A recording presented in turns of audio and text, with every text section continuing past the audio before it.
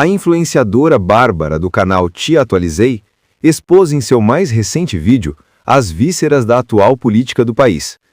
Neste vídeo, traremos um breve trecho e pedimos a todos que assistam ao vídeo completo no canal Te Atualizei. A CPMI da Covid investigava Bolsonaro, mas se recusou a investigar os 50 milhões de reais gastos pelo consórcio Nordeste para a compra de respiradores que nunca apareceram. Quando o assunto foi cobrado durante uma sessão, Simone Tebet, hoje ministra do Lula, disse: "Não é porque o recurso é federal e foi repassado para estados e houve malversação do dinheiro público que ele pode ou deve ser investigado por essa comissão."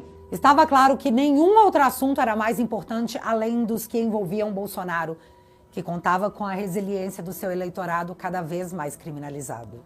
Mesmo assim, perante toda a campanha de desumanização, toda a tentativa de criminalização, os eleitores de Bolsonaro mais uma vez lotaram as ruas em manifestações gigantescas e impressionantes. Era um povo que ainda não havia perdido as esperanças e entendia o que estava acontecendo. A sensação era de todos contra nós, então teríamos que permanecer unidos. Mas foi também em 2021 que a Suprema Corte anulou as condenações de Lula e o declarou elegível. Muitos dos personagens que hoje estão aqui e passam de todos os quadrantes políticos só estão porque o Supremo enfrentou a Lava Jato. Claro, eles não estariam aqui, inclusive o presidente da República. Chegamos em 2022, ano eleitoral, e o Congresso em Foco publica uma matéria citando as 11 vezes em que o bolsonarismo flertou com o nazismo. A mídia bateu muito nas emendas do relator, no que chamou de orçamento secreto, dando um ar de escândalo absoluto no governo Bolsonaro. O detalhe de que Bolsonaro não possuía nenhum controle sobre a distribuição dessas emendas não era mencionado, a meu ver, propositalmente. Na verdade, Bolsonaro perdia orçamento a ser aplicado em outras áreas devido à imposição desse pagamento, que se tornou inconstitucional apenas em dezembro de 2022, às vésperas da posse do Lula. Mas um detalhe importante, o orçamento secreto existe até hoje, mas o rótulo, sabe-se lá por quê, não é mais usado. Bolsonaro era acusado de ter ideias fascistas, de ser um líder autoritário. As manchetes estampavam que o presidente espalhava ódio e desinformação eleitoral. Quando Bolsonaro reagia com falas públicas ao avanço do judiciário, era ainda mais atacado pela imprensa e pela própria justiça. O 7 de setembro, sempre gigante durante o governo Bolsonaro, foi criminalizado e usado para torná-lo inelegível, por acusá-lo de uso político daquele momento.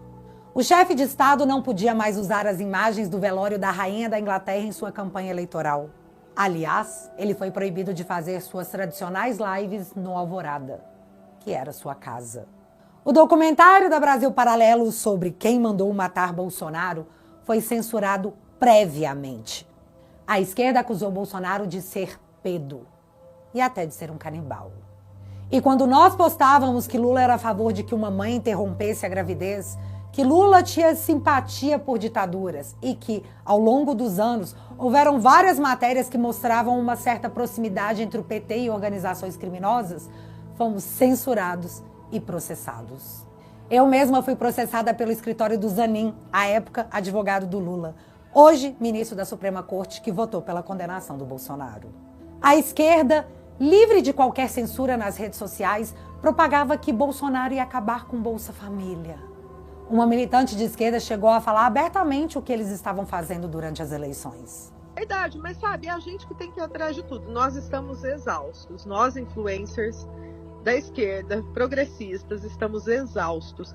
Lula tem que meter logo um Janones na comunicação para ele poder pautar a discussão do dia, como aconteceu no segundo turno das eleições, na campanha. Foi o Janones que comandou a campanha inteira. Não tem como falar que não. Eu já entrava no Twitter, já ia direto no perfil dele para saber do que ele estava falando, para saber sobre o que eu ia falar. Era ele que estava pautando. E aí os bolsonaristas tinham que desmentir as fake news, que nem eram tão fakes assim, né? Mas ia desmentir as narrativas da esquerda. Eles não tinham tempo de ficar criando fake news, porque estavam correndo atrás das nossas fake news. É isso que tem que acontecer. Entendeu? E nem era fake news, era, sabe, uma pequena, né, uma leitura enviesada de alguns fatos aí do Bolsonaro. Por exemplo, aquela declaração horrível que ele fez, que pintou um clima com uma menina de 14 anos. Se não fosse Janones peitar isso e pautar e ficar falando disso, talvez tivesse passado batido. Mas não, aí foi toda a esquerda em cima desse assunto, porque a gente tinha um incentivo ali, tinha um apoio, tinha tinha alguém a quem seguir, tinha um comando. Bonner proclamou em pleno Jornal Nacional que Lula não devia mais nada à justiça, quase como uma absolvição pública de crimes que não foram perdoados, foram anulados pela Suprema Corte.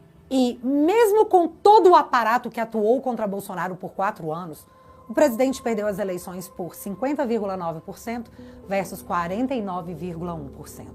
Passou raspando. Nós derrotamos o bolsonarismo!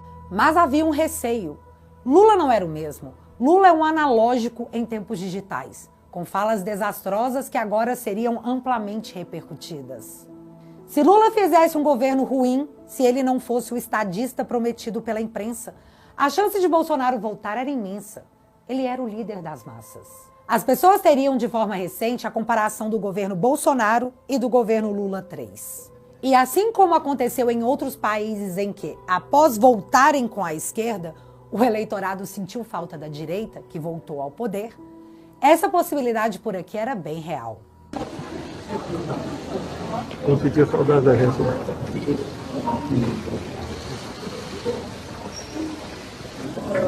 Bolsonaro não poderia ter essa oportunidade.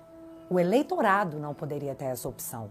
Milhares de pessoas então foram presas e tiveram suas redes sociais removidas da internet. Centenas foram processadas. Bolsonaro foi investigado até por importunação de baleia. O inquérito das milícias digitais virou investigação de cartão de vacina, onde Cid foi preso, num país que solta traficante em audiência de custódia. Essa investigação promoveu uma grande rodada de busca e apreensão em Bolsonaro e seu entorno. O cartão de vacina virou investigação sobre os presentes recebidos por Bolsonaro. Nova leva de buscas e apreensões.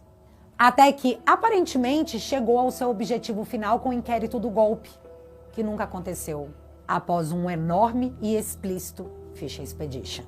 Moraes foi sancionado como violador de direitos humanos, mas Bolsonaro foi condenado a 27 anos de prisão. As matérias já relatam que prender Bolsonaro não será suficiente para conter o bolsonarismo. Agora, um novo inquérito mira em Eduardo.